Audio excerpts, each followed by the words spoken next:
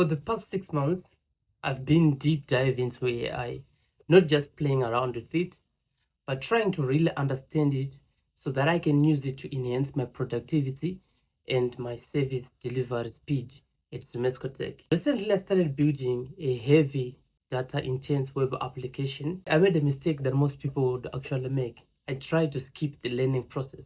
I knew how to code the web app, but I didn't know how to test the functionality of the web application as I develop it.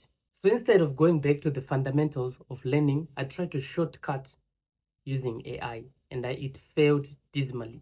The output I was getting was messy. I was getting same errors, and the more I tried to build on top of it, the more the web app broke. All along, I didn't know that I actually have this book in my bookshelf, Test-Driven Development with Python.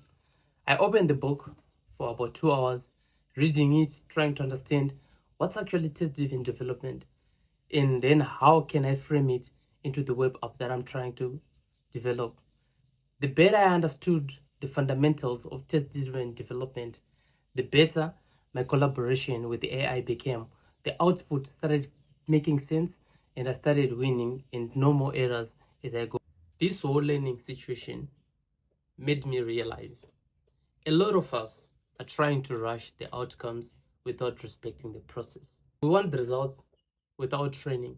We want to arrive at the destiny without the journey.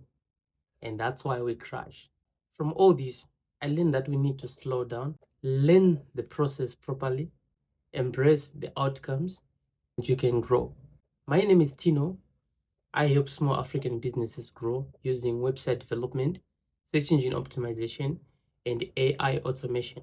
If you are interested in growth, technology, as well as lessons learned from building, follow along and let's grow together.